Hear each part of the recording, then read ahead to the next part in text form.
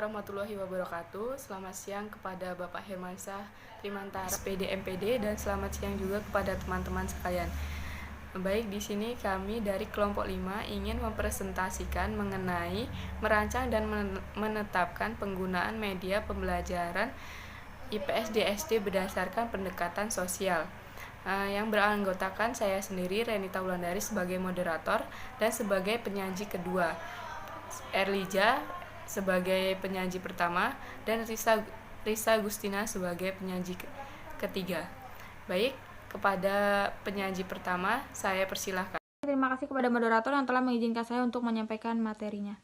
Materi yang pertama yaitu pengertian pendekatan sosial. Pengertian pendekatan sosial yaitu mengutamakan hubungan individu dengan masyarakat dan memutuskan perhatian kepada proses sosial. Pendekatan sosial berangkat dari dua asumsi. Yang pertama yaitu masalah-masalah sosial didefinisikan atas dasar kesepakatan yang diperoleh dalam proses sosial dan menggunakan prinsip sosial. Yang kedua yaitu proses sosial yang demokratis perlu dikembangkan untuk memperbaharui masyarakat dalam arti seluas-luasnya dan terus-menerus. Lalu ada salah satu metode pembelajaran yang berlandaskan pendekatan sosial yang akan diambil sebagai contoh adalah inquiry sosial. Nah, metode ini berangkat dari kenyataan bahwa peserta didik sering menghadapi masalah-masalah sosial. Fungsi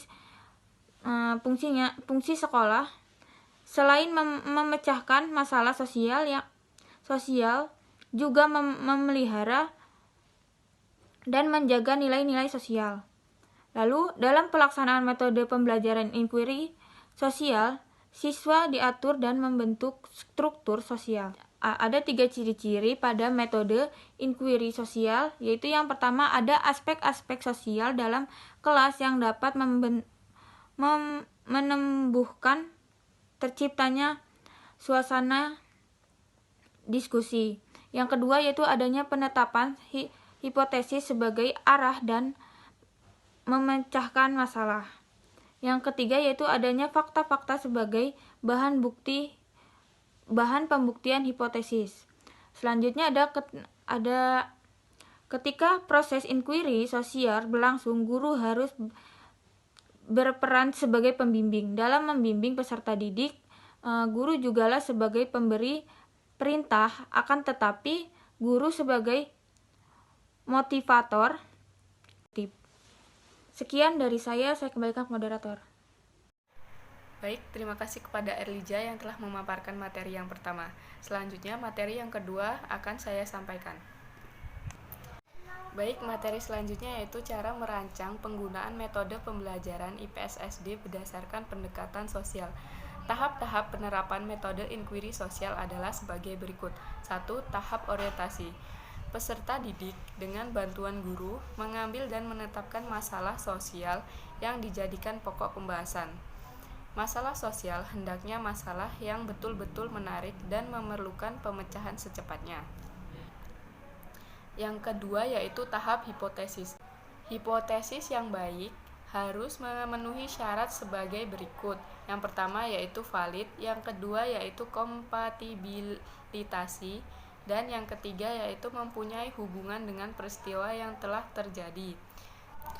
Yang ketiga yaitu tahap definisi. Peserta didik mengadakan pembahasan mengenai pengertian istilah yang terdapat pada hipotesis. 4. Tahap eksplorasi. Peserta didik mengadakan pengujian hipotesis dengan logika deduksi dan mengembangkan hipotesis dengan implikasi dan asumsi-asumsinya. 5. Tahap pembuktian hipotesis. Peserta didik melakukan pembuktian dengan jalan melakukan pengumpulan data yang sesuai dengan masalah yang dibahas. 6. Tahap generalisasi. Peserta didik dengan bantuan guru menyusun pertanyaan yang benar-benar terbaik untuk pemecahan masalah. Baik, untuk pemaparan materi selanjutnya kepada Risa Agustina saya persilakan. Yang Yang C yaitu menerapkan metode pembelajaran IPS di SD berdasarkan pendekatan sosial. Contohnya kita ambil dari kurikulum sekolah dasar kelas 5 semester 1 sebagai berikut. Yang pertama yaitu kompetensi dasar kemampuan memahami keadaan penduduk dan pemerintah di Indonesia. Yang kedua yaitu pokok bahasa penduduk dan sistem pemerintah di Indonesia. Yang ketiga hasil pelajaran mencakup yang pertama A yaitu mengidentifikasi keadaan penduduk di Indonesia. Yang B mendeskripsikan peran dan tanggung jawab pemerintah. Yang keempat yaitu indikator. A menjelaskan perkembangan jumlah penduduk, penggolongan, persebaran dan kepadatan penduduk di Indonesia. Yang B menginterpretasi berbagai grafik. Yang C menjelaskan permasalahan penduduk di Indonesia. Yang D mengidentifikasi bentuk, sebab dan akibat perpindahan penduduk yang terjadi di Indonesia. Yang E menguraikan pengertian pemerintahan daerah dan pemerintahan pusat. Yang F menjelaskan pemerintahan demokrasi. Yang G memberi contoh tugas dan tanggung jawab terhadap masyarakat. Setelah kita memahami hal di atas, kita lanjut ke yang pertama yaitu tahap orientasi. Peserta didik dengan dibantu guru mengambil dan menetapkan masalah yang berkaitan dengan jumlah penduduk yang meledak, golongan penduduk muda, persebaran tidak merata dan kepadatan yang tinggi. Salah satu akibatnya adalah munculnya masalah sosial, yaitu kemiskinan, penodongan, pencurian, tuna susila dan tuna wisma. Rumusan masalahnya adalah faktor-faktor apa yang menyebabkan kemiskinan di suatu daerah. Jadi, masalah pokoknya adalah terjadi kemiskinan. Yang kedua, tahap hipotesis. Peserta didik dengan bantuan guru menyusun hipotesis sebagai berikut. Yang A, kondisi fisik suatu daerah yaitu lahan pertanian yang sempit, yaitu mempunyai hubungan dengan terjadinya kemiskinan. Yang B, kualitas sumber daya manusia yaitu tingkat pendidikan yang rendah, mempunyai hubungan dengan terjadinya kemiskinan. Yang ketiga, tahap definisi. Peserta didik membahas pengertian dari istilah-istilah yang ada dalam hipotesis. Yang pertama, A. Kondisi fisik adalah kondisi dalam yang mempunyai pengaruh terhadap kehidupan manusia. Yang B. Kualitas sumber daya manusia adalah derajat kemampuan manusia untuk memperoleh sumber daya alam yang ada dengan teknologi yang dimiliki. Yang C. Kemiskinan dibedakan menjadi dua, yaitu kemiskinan alamiah dan kemiskinan struktural atau buatan. Yang D. Golongan penduduk muda, bentuk grafik penduduknya seperti piramid, yaitu golongan penduduk usia muda jauh lebih besar daripada usia dewasa dan tua. Yang keempat yaitu tahap eksplorasi. Peserta didik mengadakan pengujian hipotesis dengan logika deduksi dan mengembangkan hipotesis dengan implikasinya serta asumsi-asumsi yang mendasari.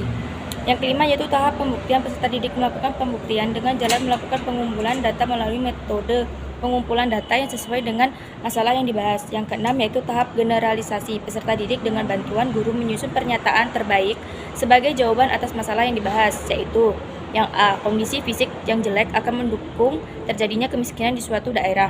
Yang B. Kualitas sumber daya manusia yang rendah mendukung terjadinya kemiskinan suatu daerah. Baik, mungkin itu saja yang dapat saya sampaikan. Selanjutnya saya kembalikan kepada moderator. Baik, terima kasih kepada Risa Agustina yang telah memaparkan materinya. Cukup sekian materi yang dapat kami sampaikan. Jika ada salah kata, kami mohon maaf. Saya akhiri. Wassalamualaikum warahmatullahi wabarakatuh.